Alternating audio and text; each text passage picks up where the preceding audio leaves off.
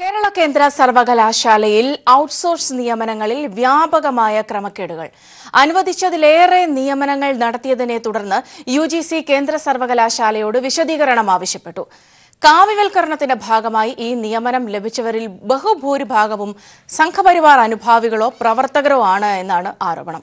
Vice chancellor G Gopakumar ചട്ടവിരുദ്ധമായ ആനുകൂല്യങ്ങൾ സ്വീകരിച്ചതായും കണ്ടെത്തിയിട്ടുണ്ട്. എതിർപ്പ് പ്രകടിപ്പിക്കുന്നവർക്കെതിരെ അച്ചടക്ക നടപടിയിലൂടെ നിശബ്ദരാക്കാൻ ശ്രമവും ശക്തമാണ്. സണ്ണി ജോസഫ് തയ്യാറാക്കിയ റിപ്പോർട്ടിലേക്ക്. കേന്ദ്രത്തിൽ ബിജെപി സർക്കാർ അധികാരത്തിൽ വന്നതിന് ശേഷം കേരള കേന്ദ്ര സർവകലാശാലയിൽ കാവ്യവൽക്കരണ നടപടികൾ ദുരിതപ്പെടുത്തുന്നതായി ആക്ഷേപമുയർന്നിരുന്നു. ഉന്നത തസ്തികകളിലെല്ലാം ബിജെപി സംഘപരിവാർ അനുകൂലികളെ നിയമിക്കുന്നതായാണ് ആരോപണം. ഇതിനു തൊട്ടു പിന്നാലെയാണ് നിയമനങ്ങളിലും വ്യാപകമായ ക്രമക്കേടുകൾ ഉയർന്നിട്ടുള്ളത്. 100 താൽക്കാലിക ജീവനക്കാരെ നിയമിക്കുന്നതിന് യുജിസി സർവകലാശാലയ്ക്ക് അനുമതി നൽകിയിരുന്നു. പാചക തൊഴിലാളികൾ, ഉദ്യാനപാലകർ, സെക്യൂരിറ്റി ജീവനക്കാർ, പ്യൂൺ, അറ്റൻഡർ തസ്തികകൾ എന്നിവയിലാണ് ഇങ്ങനെയുള്ള നിയമനം നടത്താൻ അനുമതി നൽകിയിരുന്നത്. എന്നാൽ 100-ന് പകരം 196 പേരെയാണ് ഇതിനകം നിയമിച്ചു കഴിഞ്ഞത്. ഇതെല്ലാം സംഘപരിവാർ അനുകൂലികളോ അല്ലെങ്കിൽ ഇഷ്ടപ്പെട്ടവരെയോ തിരികെ കയറ്റുന്നതായാണ് ആക്ഷേപം.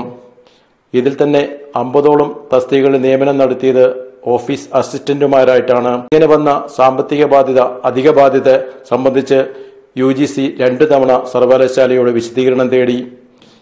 ഈ അധിക ബാധ്യത പരിഹരിക്കുന്നതിന് വിദ്യാർത്ഥികളിൽ നിന്ന് അമിതമായ ഫീസും ഫൈനുകളും മറ്റും ഈടാക്കുന്നതായി വിദ്യാർത്ഥികൾക്ക് പരാതിയുണ്ട്. ഈ ക്യാമ്പസിനകത്തുള്ള നിയമനങ്ങൾ യുജിസി അനുവദിച്ചിട്ടുള്ള 100 നിയമനങ്ങളാണ്. പക്ഷേ ഇവർ നൽകിയിട്ടുള്ള 196 നിയമനങ്ങൾ. ഈ 196 നിയമനങ്ങൾക്കകത്ത് എന്തിനാണ് നിങ്ങൾ ഇത്രയധികം നിയമനം നടത്തിയെന്ന് ചോദിച്ചുകൊണ്ട് യുജിസി 2 തവണ വിശദീകരണം ചോദിച്ചു കഴിഞ്ഞു. RSSന്റെ പ്രചാരകമാർ ആയിട്ടുള്ള ആളുകളെയാണ് ഈ ക്യാമ്പസിനകത്ത് ഇവർ നിയമിക്കാൻ വേണ്ടി തയ്യാറായിട്ട്. ഈ ആരോപണത്തിന് തൊട്ടുപിന്നാലെയാണ് സർവകലാശാലയുടെ സാരഥി കൂടിയായ ഡോക്ടർ ജി ഗോപകുമാറിനെതിരെ ക്രമക്കേടുകൾ ഉയർന്നിട്ടുള്ളത്. അദ്ദേഹം കേരള സർവകലാശാലയിൽ നിന്നും വിരമിച്ച ഉദ്യോഗസ്ഥനാണ്. തുടർന്നായിരുന്നു അദ്ദേഹത്തിന് വൈസ് ചാൻസലറായി കേരള കേന്ദ്ര സർവകലാശാലയിൽ നിയമനം ലഭിക്കുന്നത്. ശമ്പളത്തിനൊപ്പം അദ്ദേഹം DAയും DRും ഒന്നിച്ചു വാങ്ങിയെന്നാണ് ആക്ഷേപം.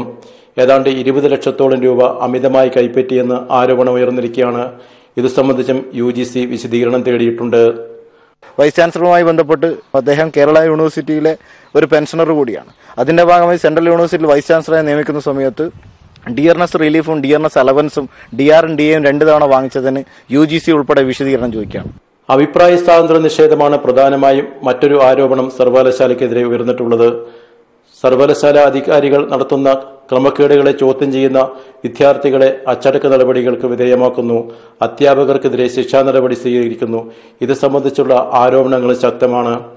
നിരവധി വിദ്യാർത്ഥികൾ ഇപ്പോൾ അച്ചടക്ക നടപടി നേരിട്ടുകൊണ്ടിരിക്കുകയാണ്. കേരള കേന്ദ്ര സർവകലാശാലയിൽ നടക്കുന്ന നിരവധിയായ ക്രമക്കേടുകളുടെ വിശദ വിവരങ്ങളാണ് ഇപ്പോൾ സണ്ണി ജോസഫ് നൽകിയത്. ഈ വാർത്തയോട് പ്രതികരിക്കാനായി ഇപ്പോൾ ഡോക്ടർ സിദ്ധാർത്ഥ്, കേരള കേന്ദ്ര സർവകലാശാലയിലെ വിദ്യാർത്ഥിയാണ്, അദ്ദേഹം കൂടി നമ്മോടൊപ്പം ടെലിഫോൺ ലൈനിൽ ചേരുന്നുണ്ട്. ശ്രീ സിദ്ധാർത്ഥ്, നേരത്തെ സൂചിപ്പിച്ചതുപോലെ തന്നെ ഒരു വിഷയമല്ല, പരിശോധിച്ചാൽ നിയമനങ്ങളുടെ കാര്യങ്ങളിലടക്കം, ഔട്ട്സോഴ്സ് നിയമനങ്ങളുടെ കാര്യങ്ങളിലടക്കമുള്ള ക്രമക്കേടുകൾ, തുടർന്ന് VCയുമായി ബന്ധപ്പെട്ട കാര്യങ്ങളിലായാൽ തന്നെയും, ഒപ്പം ഇതിനെതിരെ പ്രതികരിക്കുന്നവർക്ക് നേരിടേണ്ട വിഷയങ്ങളടക്കം ഒന്നിലേറെ വിഷയങ്ങളാണ് ഇപ്പോൾ ഉയർന്നു വന്നിട്ടുള്ളത്. ഇത് ആദ്യമായി ഉയർന്നു വന്നിട്ടുള്ളതല്ല എന്നതുകൂടി നമ്മൾ പരിശോധിക്കേണ്ടതുണ്ട്. നേരത്തെയും കേരള കേന്ദ്ര സർവകലാശാല കേന്ദ്രീകരിച്ച് നടക്കുന്ന പല വിഷയങ്ങളും ചർച്ച ചെയ്യപ്പെട്ടിട്ടുള്ളതാണ്. ഇപ്പോഴത്തെ ഈ ഒരു സാഹചര്യം എങ്ങനെയാണ്, പ്രത്യേകിച്ച് ഈ നിയമനങ്ങളുമായി ബന്ധപ്പെട്ട് മനസ്സിലാക്കുന്ന കാര്യങ്ങൾ എങ്ങനെയാണ് ഡോക്ടർ സിദ്ധാർത്ഥ? രാജ്യത്തെ ഏറ്റവും പ്രധാനപ്പെട്ട ഒരു സർവകലാശാലയായിട്ടുള്ള കേരളത്തിലെ കേന്ദ്ര സർവകലാശാലയിൽ ഒരു സർവകലാശാലയ്ക്ക് അനുകൂലമായിട്ടുള്ള സാഹചര്യങ്ങളൊന്നുമല്ല അവിടെയുള്ളത്. അവിടെ ആ ക്യാമ്പസിനകത്ത് പോകുമ്പോൾ തന്നെ നമുക്കറിയാം, അവിടെ നിയമിക്കപ്പെട്ടിട്ടുള്ള 196 പേർ, അതിനകത്ത് 100 പോസ്റ്റാണ് യുജിസി സാങ്ഷൻ ചെയ്തിട്ടുള്ളത്. ആ 100 പോസ്റ്റിനകത്ത് സാങ്ഷൻ ചെയ്തിട്ട് 96 അധിക പോസ്റ്റിനകത്ത് ഇവിടെയുള്ള അധികാരികൾ പോസ്റ്റ് ചെയ്യുകയാണ്. ആ പോസ്റ്റിനകത്ത് ബഹുഭൂരിഭാഗം പേരും RSSകാരാണ്. ആ പോസ്റ്റിനകത്ത് എന്തുകൊണ്ടാണ് ഇത്രയധികം ആളുകളെ നിങ്ങൾ നിയമിക്കുന്നത് എന്ന് യുജിസിയുടെ നേതൃത്വത്തിൽ ഒരു വിശദീകരണം കൊടുത്തിട്ടുണ്ട്. ആ വിശദീകരണ കത്തിനകത്ത് പറഞ്ഞിട്ടുള്ളത്, university has engaged outsource staff over and above the sanction strength. University was advised to reduce the outsourced staff to the extent of sanction strength above approved by the UGC. അതായത് യൂണിവേഴ്സിറ്റി അധികം കൂടുതൽ സ്റ്റാഫിനെ കൊടുത്തിട്ടുണ്ട്, അതുകൊണ്ട് അത് കുറക്കണമെന്ന് പറഞ്ഞുകൊണ്ട് UGC ആവശ്യപ്പെട്ടിട്ട് പോലും ഇവർ കുറക്കാൻ വേണ്ടി തയ്യാറായിട്ടില്ല. അങ്ങനെ കുറക്കാൻ വേണ്ടി തയ്യാറാകാത്ത വേളയിൽ ഇവർ ഇതിനു വേണ്ടിയിട്ടുള്ള ഫണ്ട് യൂണിവേഴ്സിറ്റിക്ക് വേണ്ടി UGC 518 കോടി രൂപയാണ് കൊടുത്തിട്ടുള്ളത്. ഇതിനു വേണ്ടിയിട്ടുള്ള ഫണ്ട് ഇവർ പറഞ്ഞു വെക്കുന്നത് വെച്ചാൽ ഈ ഫണ്ട് നമ്മൾ കുറക്കുന്നത്, ഫണ്ട് എടുക്കേണ്ടത് ഈ 96 പേരെ നിയമിക്കുന്നതിന് വേണ്ടിയുള്ള ഫണ്ട് എടുക്കേണ്ടത് ഈ ബാക്കിയുള്ള വിദ്യാർത്ഥികളിൽ നിന്നും ഈ നിലവിൽ കൊടുത്തിട്ടുള്ള ഫണ്ടിൽ നിന്നും ഈടാക്കുകയാണ് വേണ്ടത്. അതിന്റെ ഭാഗമായി ഓഫീസ് അസിസ്റ്റന്റ് തസ്തികയിൽ ഉൾപ്പെടെ അനധികൃത പോസ്റ്റ് ഉണ്ടാക്കിക്കൊണ്ട് കേന്ദ്ര സർക്കാരിന്റെ ശമ്പള സ്കെയിൽ ഉൾപ്പെടെ അവർക്ക് കൊടുക്കുന്ന ഒരു നിലയാണ് യൂണിവേഴ്സിറ്റിക്കകത്തുള്ളത്. വലിയ നിലയിലുള്ള അഴിമതി. കുക്ക്, അതുപോലെ തന്നെ ഔട്ട്സോഴ്സ് സ്റ്റാഫ് ആയിട്ടുള്ള വാച്ച്മാൻ, മെസ്, ഹൗസ് കീപ്പർ ഉൾപ്പെടെയുള്ള തസ്തികക്കകത്ത് ഈ കാസർഗോഡ്, കണ്ണൂർ ജില്ലക്കകത്തുള്ള മുഴുവൻ RSSകാരെ നിയമിച്ചുകൊണ്ട് നമുക്കറിയാം, നമ്മുടെ പെരിയ കേന്ദ്ര സർവകലാശാലക്കകത്ത് ആ നാട്ടിലെ ജനങ്ങൾ അനുഭവിച്ചിട്ടുള്ള ത്യാഗം. ആ സർവകലാശാല വരുമ്പോൾ അവിടെയുള്ള മാളത്തുംപാറ കോളനിയിലെ ആളുകൾ, ആ പെരിയ പ്രദേശത്തിലുള്ള ജനങ്ങളെല്ലാവരും അവരുടെ വീടും സ്ഥലവും എല്ലാം കൊടുത്തിട്ടാണ് അവിടെ ഒരു വലിയ സർവകലാശാല വരുന്നത്. അവർക്ക് കിട്ടേണ്ട ജോലി, നാട്ടിനകത്തുള്ള യുവജനങ്ങൾ പരീക്ഷ എഴുതിക്കൊണ്ട് അവരെ പെർമനന്റ് തസ്തികകത്ത് കൊടുക്കേണ്ട സ്ഥലത്താണ് 2 തവണയായി UGC വിശദീകരണം ചോദിച്ചിട്ട് പോലും പെർമനന്റ് പരീക്ഷ നടത്താതെ താൽക്കാലിക നിലയിൽ അവിടെ വലിയ നിലയിലുള്ള അഴിമതിയാണ് ഒരുപക്ഷെ ഇതിന്റെ പിന്നിൽ പരിശോധിച്ചു കഴിഞ്ഞാൽ, അന്വേഷണം നടത്തി കഴിഞ്ഞാൽ നമുക്ക് മനസ്സിലാക്കാൻ വേണ്ടി പറ്റാം. സിദ്ധാർത്ഥ, തുടരുക. ഇപ്പോൾ കേരള കേന്ദ്ര സർവകലാശാല മുൻ രജിസ്ട്രാർ ശ്രീ ഡോക്ടർ ശശിധരൻ കൂടി നമ്മോടൊപ്പം ടെലിഫോൺ ലൈൻ ചേരുന്നുണ്ട്. ശ്രീ ശശിധരൻ, ഒരുപക്ഷെ ഇവിടെ നമ്മൾക്ക് ഈ മുമ്പിലുള്ള കണക്കുകൾ മനസ്സിലാക്കിയാൽ തന്നെ വ്യക്തമാകും എത്ര വലിയ ക്രമക്കേടാണ് നടന്നിട്ടുള്ളത് എന്ന്. 1-2 തസ്തികയിലേക്ക് ഇഷ്ടക്കാരെ തിരികെ കയറ്റുകയല്ല ചെയ്തിട്ടുള്ളത്. 96 അധിക തസ്തികകൾ. അതിന്റെ ഈ യൂണിവേഴ്സിറ്റിയുമായി ബന്ധപ്പെട്ട് ഇത്തരത്തിലുള്ള അധിക ബാധ്യത നികത്തുന്നതെല്ലാം വിദ്യാർത്ഥികളിൽ നിന്ന് എന്ന തരത്തിലേക്ക് പോലും കാര്യങ്ങൾ നീങ്ങിയും ഇഷ്ടക്കാരെ തിരികെ കയറ്റുന്ന രീതിയിലേക്കുള്ളൊരു ശൈലി. ഇപ്പോഴത്തെ ഈ സാഹചര്യങ്ങൾ എത്രത്തോളം ഗൗരവതരമാണ്? പ്രത്യേകിച്ച് UGC 2 തവണ വിശദീകരണം തേടിയെന്ന് വളരെ ഗൗരവതരമായ ഒരു വിഷയം കൂടി നിലനിൽക്കുന്നുണ്ട്. ഡോക്ടർ ശശിധരൻ. വളരെ പ്രധാനപ്പെട്ട കാര്യം, ഇതിനേക്കാൾ ഭയാനകമായ ഒരു കാര്യം ആദ്യം നിങ്ങളുടെ ശ്രദ്ധയിൽപ്പെടുത്താൻ ജനസമക്ഷം അവതരിപ്പിക്കാൻ ഈ അവസരം ഉപയോഗിക്കുകയാണ്. കേന്ദ്ര സർവകലാശാലയിൽ 2014 മുതൽ നിലവിലുള്ള വൈസ് ചാൻസലർ വന്നത് മുതൽ ഇന്ന് വരെ 89ഓളം അധ്യാപക നിയമനമാണ് നടന്നിട്ടുള്ളത്. ഈ അധ്യാപക നിയമനത്തിൽ ഓരോ അധ്യാപക നിയമനത്തിലും അതിന്റെ സ്റ്റാറ്റ്യൂട്ടറി സെലക്ഷൻ കമ്മിറ്റി എങ്ങനെയായിരിക്കണം എന്ന് വളരെ വ്യക്തമായി ഇന്ത്യൻ പാർലമെന്റ് പാസാക്കി ഇന്ത്യൻ പ്രസിഡന്റ് അനുമതി നൽകിയ ഗസറ്റ് നോട്ടിഫിക്കേഷൻ വന്ന കേന്ദ്ര സർവകലാശാലയുടെ സ്റ്റാറ്റ്യൂട്ടിലും UGC റെഗുലേഷനിലും വ്യക്തമാക്കിയിട്ടുണ്ട്. അതനുസരിച്ചുകൊണ്ട് ഓരോ ഫാക്കൽറ്റി നിയമനത്തിന്റെയും സെലക്ഷൻ കമ്മിറ്റിയിൽ അതാത് ഡിപ്പാർട്ട്മെന്റിന്റെ ഹെഡും തലവനും, അതുപോലെ തന്നെ ആ ഡിപ്പാർട്ട്മെന്റ് ഏത് സ്കൂളിന് കീഴിലാണോ ആ സ്കൂളിന്റെ ഡീനും നിർബന്ധമായും അതിൽ അംഗമായിരിക്കണം. അത്തരം വ്യക്തമായ നിയമം അനുശാസിക്കുമ്പോൾ അതിനെ കാറ്റിൽ പറത്തിക്കൊണ്ട് ഇന്ത്യൻ പാർലമെന്റിനെ വരെ വെല്ലുവിളിച്ചുകൊണ്ട് വൈസ് ചാൻസലർ 89 അധ്യാപക നിയമനം നടത്തി തന്നിഷ്ടക്കാരെ തിരികെ കയറ്റി തങ്ങൾക്ക് താല്പര്യമില്ലാത്തവരെ പുറത്താക്കാൻ ഇത് ദുരുപയോഗം ചെയ്ത് സർവത്ര അഴിമതിയാണ്, കോടികളുടെ അഴിമതി നടന്നു എന്ന് ഞാൻ ബലമായി സംശയിക്കുന്നു. കാരണം അല്ലെങ്കിൽ എന്തിനാണ് ഇന്ത്യൻ പാർലമെന്റ് നൽകിയ അധികാരം അനുസരിച്ചുകൊണ്ട് ഹെഡ് ഡിപ്പാർട്ട്മെന്റിനെയും അതുപോലെ തന്നെ ഡീൻമാരെയും സെലക്ഷൻ കമ്മിറ്റിയിൽ നിന്ന് ഒഴിവാക്കിയത് എന്ന് വൈസ് ചാൻസലർക്ക് എന്ത് അധികാരമാണ് ഉള്ളത് എന്ന് വ്യക്തമാക്കണം. അതിനെ ഈ അടുത്തായി ഒരു വാർത്താക്കുറിപ്പ് സർവകലാശാലയുടെ ഞാൻ എന്റെ ശ്രദ്ധയിൽപ്പെടുകയുണ്ടായി. അതിൽ പറഞ്ഞിട്ടുള്ളത് ഈ ഡീൻമാരെല്ലാം പ്രൊഫസർമാർ അതുപോലെ തന്നെ ഹെഡ് ഡിപ്പാർട്ട്മെന്റ് എല്ലാം പ്രൊഫസർമാരായിരുന്നു എന്നാണ്. പ്രിയ സുഹൃത്ത്, സർവകലാശാലയുടെ അധികാരികൾ കേൾക്കുന്നുണ്ടെങ്കിൽ മനസ്സിലാക്കട്ടെ, ഏതു ഉത്തരവ് കേന്ദ്ര ഗവൺമെന്റിന്റെ ഉത്തരവനുസരിച്ച് കൊണ്ടാണ് പ്രൊബേഷനിലുള്ള ഒരു ഡീനിന് ഈ സെലക്ഷൻ കമ്മിറ്റിയിൽ വരാൻ പാടില്ല എന്ന് രേഖപ്പെടുത്തിയിട്ടുള്ളത്. അതുപോലെ പ്രൊബേഷനായിട്ടുള്ള ഒരു ഹെഡ് ഡിപ്പാർട്ട്മെന്റിന് സെലക്ഷൻ കമ്മിറ്റിയിൽ വരാൻ പാടില്ല എന്ന് നിബന്ധന രേഖപ്പെടുത്തുന്ന ഏത് കേന്ദ്ര ഗവൺമെന്റിന്റെ ഉത്തരവാണ് ഈ ഗോപകുമാർ? ഡോക്ടർ ശശിധരൻ, പക്ഷേ താങ്കൾ ഈ പറഞ്ഞ കാര്യങ്ങളിൽ നിന്നും വ്യക്തമാണ് തങ്ങളുടെ ഇഷ്ടക്കാരെ തിരികെ കയറ്റാൻ വേണ്ടി, ഒരുപക്ഷെ അനർഹരെ പോലും തിരികെ കയറ്റാൻ വേണ്ടി മനഃപൂർവ്വമായി ഇതുപോലെ മാറ്റി നിർത്തപ്പെട്ടിരുന്നു എന്നതാണ്. അങ്ങനെയെങ്കിൽ കാര്യം കുറച്ചുകൂടി ഗൗരവമാണ്. താങ്കൾ സൂചിപ്പിച്ചതുപോലെ തന്നെ 2014 മുതലുള്ള കാര്യങ്ങളാണ് താങ്കൾ പറയുന്നത്. ഈ പറഞ്ഞ പോലെ 89. മാത്രമല്ല ഒരു കാര്യം കൂടി പറയാം, ഇവിടെ പ്രൊബേഷണറെ വെക്കാൻ പാടില്ല എന്ന് പറഞ്ഞ അതേ വൈസ് ചാൻസലർ സർവകലാശാലയിലെ ജീവനക്കാരൻ കൂടിയല്ലാത്ത ഡോക്ടർ കെ പ്രസാദിന് ഫിനാൻസ് സർവകലാശാലയുടെ കോടികളുടെ അധികാരം കൈയാളാൻ ഈ സർവകലാശാലയിലെ ജീവനക്കാരൻ പോലുമല്ലാത്ത ഡോക്ടർ കെ പ്രസാദിനെ ഏത് നിയമം അനുസരിച്ചുകൊണ്ടാണ് വെച്ചത് എന്ന് വ്യക്തമാക്കാനുള്ള മാന്യത ഡോക്ടർ ഗോപകുമാർ കാണിക്കണം, പൊതുജനസമക്ഷം വ്യക്തമാക്കണം എന്ന് ഞാൻ പറയാൻ ആഗ്രഹിക്കുകയാണ്. തീർച്ചയായും ഇവിടെ ഇനിയും വ്യക്തമാകേണ്ട ഒരു കാര്യം കൂടി ഡോക്ടർ ശശിധരൻ, താങ്കൾ സൂചിപ്പിച്ചതുപോലെ 2014 മുതൽ ഇത്തരത്തിലുള്ള വ്യാപകമായ ക്രമക്കേടുകൾ നടക്കുന്നു. പ്രത്യേകിച്ച് VC-യുടെ നേതൃത്വത്തിലാണ് ഇതെല്ലാം നടക്കുന്നതും. ഇപ്പോൾ തന്നെ ഈ അധിക നിയമനവുമായി ബന്ധപ്പെട്ട വിഷയങ്ങളിൽ UGC 2 തവണ വിശദീകരണം തേടി എന്ന കാര്യമാണ് മനസ്സിലാക്കാൻ സാധിക്കുന്നത്. ഇത്തരത്തിൽ അധികാരികളുടെ ശ്രദ്ധയിലേക്ക് ഇത് എത്തിയിട്ടില്ലേ? ഇടപെടലുകൾ ഉണ്ടാകുന്നില്ലേ? അവിടെയും മറച്ചു വെക്കപ്പെടുകയാണോ കാര്യങ്ങൾ? പ്രതിഷേധങ്ങൾ ഉണ്ടായിട്ടില്ലേ? വൈസ് ചാൻസലറുടെ മനോഭാവം എന്ന് പറഞ്ഞാൽ സർവകലാശാലയുടെ അധിപനാണ് ഞാൻ, ഇവിടുത്തെ കേന്ദ്ര ഗവൺമെന്റിന്റെയും സംസ്ഥാന ഗവൺമെന്റിന്റെയും മുകളിലാണെന്നുള്ള ദാർഢ്യമാണ് ഗോപകുമാറിനുള്ളത്, വൈസ് ചാൻസലർക്കുള്ളത് എന്നാണ് ഞാൻ മനസ്സിലാക്കുന്നത്.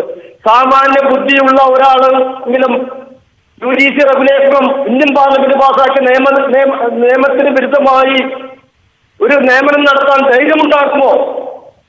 അതിന്റെ അർത്ഥം ഞാൻ നിയമത്തിന് അതീതനാണ്, എനിക്ക് എന്തും ചെയ്യാം, എന്ത് കൊള്ളല്ലായ്മയും ചെയ്യാമെന്ന ദാർഢ്യമാണ് ഗോപകുമാറിനുള്ളത്.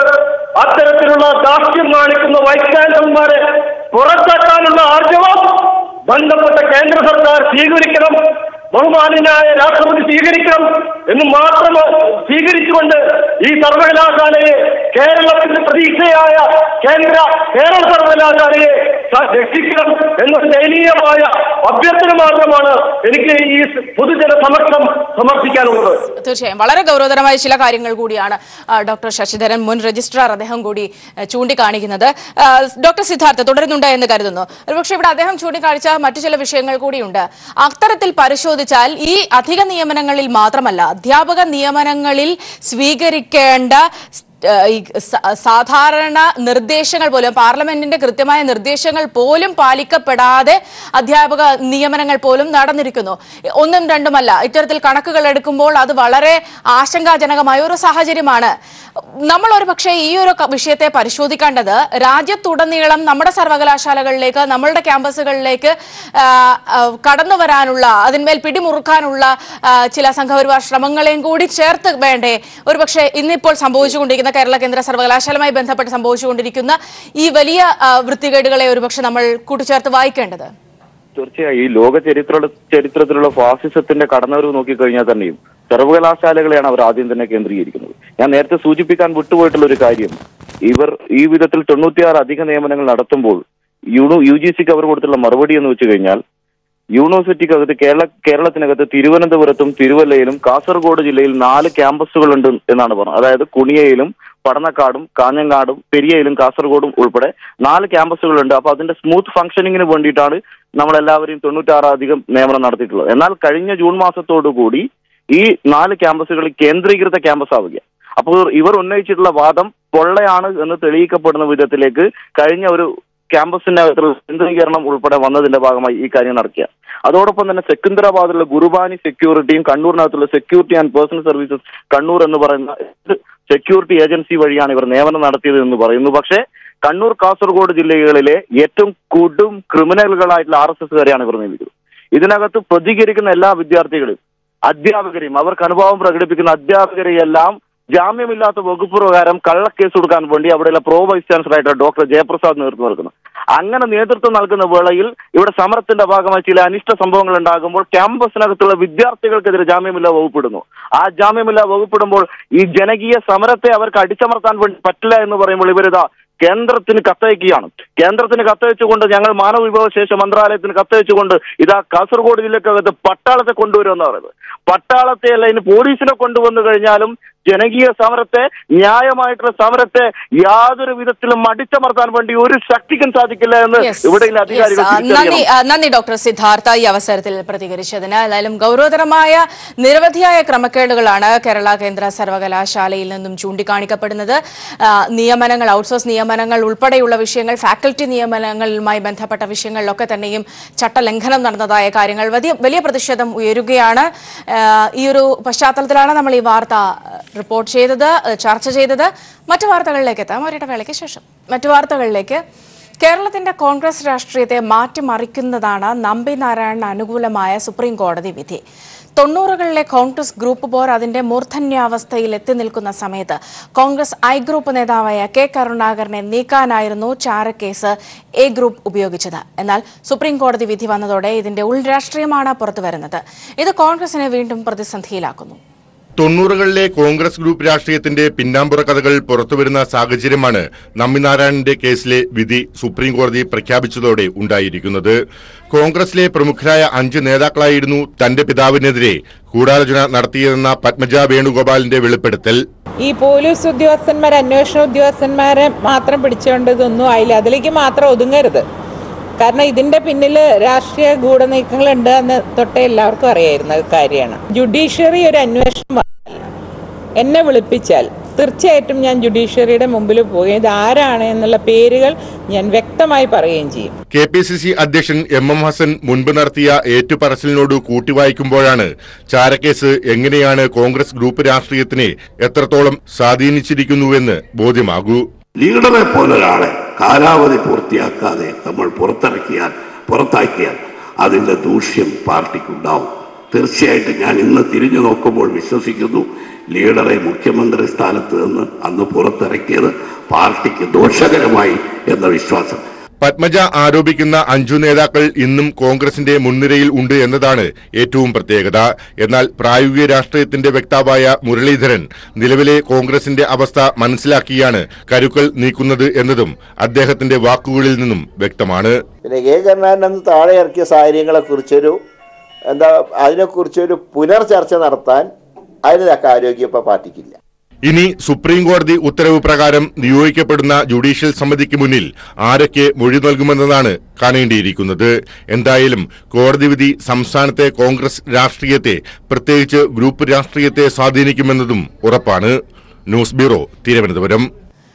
രൂപയുടെ മൂല്യം ഇടിയുന്നത് തടയാൻ പ്രധാനമന്ത്രിയുടെ അധ്യക്ഷതയിൽ ഉന്നതതല യോഗം ദില്ലിയിൽ ഇന്ന് തുടരും.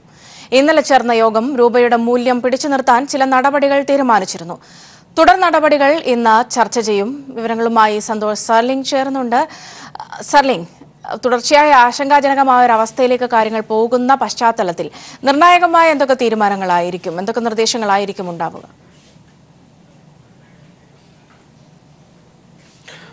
സൗമ്യ, കർശന നിയന്ത്രണങ്ങൾ ഏർപ്പെടുത്തേണ്ട ഒരു സാഹചര്യത്തിലേക്കാണ് രാജ്യം ഇപ്പോൾ പോകുന്നത്. ഇന്നലെ പ്രധാനമന്ത്രിയുടെ അധ്യക്ഷതയിൽ വൈകുന്നേരത്തോടുകൂടി ഡൽഹിയിൽ ഉന്നതതല സാമ്പത്തിക അവലോകന സമിതി ചേർന്നിരുന്നു. പക്ഷെ ആ സമിതി പ്രധാനമായും ഈ കറണ്ട് അക്കൗണ്ട് ഡെഫിസിറ്റ് കുറയ്ക്കാനുള്ള 5 സുപ്രധാനമായ തീരുമാനങ്ങളാണ് പ്രഖ്യാപിച്ചത്. തുടർ നടപടികൾ ഇന്ന് പ്രഖ്യാപിക്കുമെന്ന് അറിയിച്ചിട്ടുണ്ട്. അതിൽ ഏറ്റവും പ്രധാനപ്പെട്ടത്, കുറച്ചുകൂടി ആശങ്കയുണ്ടാക്കുന്നതാണ്, ഈ കയറ്റുമതി പൂർണ്ണമായും നിർത്തിവെക്കാൻ തീരുമാനിച്ചിരിക്കുന്നു. അതായത് അത്യാവശ്യ സാധനങ്ങൾ അല്ലാത്തവയുടെ അത്യാവശ്യ സാധനങ്ങൾ അല്ലാത്തവയുടെ ഇറക്കുമതി പൂർണ്ണമായും നിർത്തിവെക്കും. കയറ്റുമതി പ്രോത്സാഹിപ്പിക്കാനുള്ള നടപടികൾ സ്വീകരിക്കും എന്നാണ് അറിയിക്കുന്നത്. അതായത് ഡോളറുമായുള്ള വിനിമയ നിരക്കിൽ വലിയ ഇടിവുണ്ടായ സാഹചര്യത്തിലാണ് ഈ കയറ്റുമതിയിൽ ഇത്ര വലിയൊരു നിയന്ത്രണം ഏർപ്പെടുത്താൻ കേന്ദ്ര സർക്കാർ തീരുമാനിച്ചിരിക്കുന്നത്. രണ്ടാമത്തെ ഒരു പ്രധാനപ്പെട്ടതായിട്ട് അരുൺ ജെയ്റ്റ്ലി പ്രഖ്യാപിച്ചിരിക്കുന്നത്, ഈ ഉൽപ്പന്ന നിർമ്മാണ മേഖലയിലുള്ള കമ്പനികൾക്ക് വിദേശ വായ്പകൾ വാങ്ങാനായി ഒരു നിയന്ത്രണം ഏർപ്പെടുത്തിയിരുന്നു. അത് മാറ്റി $50 ദശലക്ഷം വിദേശ വായ്പ വരെ ഈ സാമ്പത്തിക വർഷം വാങ്ങിക്കാം എന്നൊരു പുതിയൊരു തീരുമാനം കൊണ്ടുവന്നിട്ടുണ്ട്. മറ്റൊന്ന് ഈ മസാല ബോണ്ടുകൾ സംബന്ധിച്ചതാണ്. ഈ സാമ്പത്തിക വർഷത്തെ മസാല ബോണ്ടുകളെ വിത്ത് ഹോൾഡിംഗിൽ നിന്ന് ഒഴിവാക്കിയിട്ടുണ്ട്. ഇന്ത്യൻ ബാങ്കുകൾക്ക് മസാല ബോണ്ടുകൾക്ക് മേലുണ്ടായിരുന്ന നിയന്ത്രണവും ഇന്നലെ ചേർന്ന ഈ സാമ്പത്തിക സമിതി എടുത്തു എടുത്തു മാറ്റുകയും ചെയ്തു. ഇനിയുള്ളത് തുടർ നടപടികൾ പ്രഖ്യാപിക്കുക എന്നാണ്. ഇന്ന് വൈകുന്നേരത്തോടു കൂടി വീണ്ടും ഈ സാമ്പത്തിക അവലോകന സമിതി യോഗം ചേരും. റിസർവ് ബാങ്ക് ഗവർണർ അടക്കമുള്ളവർ ഈ യോഗത്തിലുണ്ട്. തുടർ നടപടികൾ പ്രഖ്യാപിക്കും എന്നാണ് പ്രതീക്ഷിക്കുന്നത്. എന്തായാലും ഇന്നലെ രൂപയുടെ മൂല്യം വലിയ രീതിയിൽ ഒരു മാറ്റമൊന്നും ഉണ്ടാകാതെ നിർത്താൻ കഴിഞ്ഞിട്ടുണ്ട്. ഇപ്പോൾ ഈ പുതിയ തീരുമാനങ്ങൾ ഈ രൂപയുടെ മൂല്യം പിടിച്ചു നിർത്താനും അല്ലെങ്കിൽ ഉയർത്താനും സഹായിക്കും എന്ന് പ്രതീക്ഷിക്കപ്പെടുന്നുണ്ട്. എന്തായാലും അത് വിപണിയെ നോക്കി മാത്രമേ പറയാൻ കഴിയുകയുള്ളൂ. ഇന്നലെ ഈ തീരുമാനം വന്നതിന് ശേഷം ഇന്നിനി വിപണി എങ്ങനെയായിരിക്കും ഇത് പ്രതികരിക്കുക എന്നുകൂടി നോക്കേണ്ടിയിരിക്കുന്നു. സൗമ്യ. സന്തോഷ് അളിങ്ങാട വിവരങ്ങൾ നൽകിയത്. രൂപയുടെ മൂല്യം ഇടിയുന്നത് തടയാനായി ഗൗരവതരമായ കർശനമായ നടപടികളിലേക്ക് സർക്കാർ നീങ്ങുന്നു. ജലന്ധർ ബിഷപ്പിനെതിരെ വത്തിക്കാൻ. ഫ്രാങ്കോ മുളയ്ക്കൽ ബിഷപ്പ് സ്ഥാനത്ത് നിന്ന് മാറി നിന്ന് അന്വേഷണം നേരിടാൻ വത്തിക്കാൻ ആവശ്യപ്പെട്ടേക്കും. CBCI നേതൃത്വം വത്തിക്കാനെ വിവരങ്ങൾ അറിയിച്ചു. വിവരങ്ങളുമായി ഉമേഷ് ചേരുന്നുണ്ട്. ഉമേഷ്, എങ്ങനെയാണ് വിശദാംശങ്ങൾ?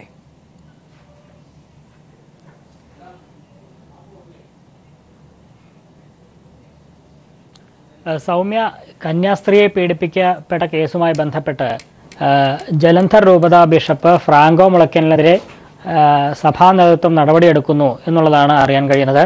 വത്തിക്കാൻ ഈ വിഷയത്തിൽ ഇടപെട്ട് കഴിഞ്ഞിട്ടുണ്ട്.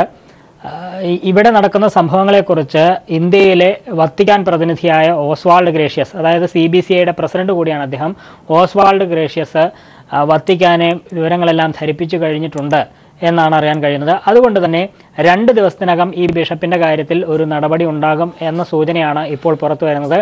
പ്രത്യേകിച്ച് ഈ ജലന്ധർ രൂപതയുടെ ബിഷപ്പ് സ്ഥാനത്ത് നിന്ന് മാറി നിൽക്കാൻ ഫ്രാങ്കോ മുളയ്ക്കലിനോട് ആവശ്യപ്പെടും എന്നുള്ള വിവരമാണ് ഇപ്പോൾ ലഭിക്കുന്നത്. ഏതായാലും ഇപ്പോൾ ഫ്രാങ്കോ മുളയ്ക്കലിനെ അറസ്റ്റ് ചെയ്യുന്ന ഘട്ടത്തിലേക്ക് വരെ ഈ കേസ് എത്തി നിൽക്കുകയാണ്. വലിയ പ്രതിഷേധം ഈ ഫ്രാങ്കോ മുളയ്ക്കലിനെതിരെ ഉയർന്നു വന്നിട്ടുണ്ട്. നമുക്കറിയാം, കൊച്ചിയിലും മറ്റും ദിവസങ്ങളായി കന്യാസ്ത്രീകൾ ഉൾപ്പെടെ സമരത്തിലാണ്. ഈ ഒരു സാഹചര്യത്തിലാണ് വത്തിക്കാൻ ഈ വിഷയത്തിൽ ഇടപെട്ടിരിക്കുന്നത്. ഇന്ത്യയിലെ വത്തിക്കാൻ പ്രതിനിധി വിവരങ്ങളെല്ലാം വത്തിക്കാനെ ധരിപ്പിച്ചു കഴിഞ്ഞിട്ടുണ്ട്. 2 ദിവസത്തിനകം നടപടി ഉണ്ടാകും. ബിഷപ്പ് സ്ഥാനത്ത് നിന്ന് ഫ്രാങ്കോ മുളയ്ക്കലിനെ മാറ്റിയേക്കും എന്ന സൂചനയാണ് പ്രധാനമായും വരുന്നത്. ഒപ്പം തന്നെ മറ്റൊരു പ്രധാനപ്പെട്ട കാര്യം, ഈ ജലന്ധർ ബിഷപ്പായ ഫ്രാങ്കോ മുളയ്ക്കലിനെ അനുകൂലമായി മൊഴി നൽകാൻ കന്യാസ്ത്രീകളെ പരിശീലിപ്പിച്ചു എന്ന മറ്റൊരു പ്രധാനപ്പെട്ട വാർത്ത കൂടി വരുന്നുണ്ട്. പ്രത്യേകിച്ച് ഇതിന് നേതൃത്വം നൽകിയത് ജലന്ധർ രൂപതയുടെ PRO ആയ ഫാദർ പീറ്റർ കാവുംപുറം ആണ് എന്നും പോലീസ് കണ്ടെത്തിയിട്ടുണ്ട്. ഇതിന് പിന്നിൽ ഒരു ഗൂഢാലോചന നടന്നതായാണ് പോലീസ് കണ്ടെത്തിയിരിക്കുന്നത്. ഇത്തരത്തിൽ പോലീസ് അന്വേഷണവുമായി ബന്ധപ്പെട്ട് മൊഴിയെടുക്കുന്ന ഘട്ടത്തിൽ ബിഷപ്പിന് അനുകൂലമായി മൊഴി നൽകാൻ വേണ്ടി ചില വൈദികർ തന്നെയാണ് കന്യാസ്ത്രീകളെ പരിശീലിപ്പിച്ചിട്ടുള്ളത്. അതിന് നേതൃത്വം നൽകിയത് ഈ ജലന്ധർ രൂപതയുടെ PRO ആയ ഫാദർ പീറ്റർ കാവുംപുറം ആണ് എന്നും പോലീസ് കണ്ടെത്തിയിരിക്കുന്നു. ഇത്തരത്തിൽ പരിശീലനം നൽകാനായി ഈ ജലന്ധർ രൂപതയുടെ PRO കൊച്ചിയിലെത്തുകയും ഇവിടെ 3 ദിവസം മുറിയെടുത്ത് താമസിക്കുകയും ചെയ്തു. ഇവിടെ വെച്ചാണ് ഇത്തരത്തിലൊരു പരിശീലനം നൽകിയത് എന്ന പ്രധാനപ്പെട്ട കാര്യങ്ങൾ കൂടി അന്വേഷണത്തിൽ പോലീസ് കണ്ടെത്തിയിട്ടുണ്ട്.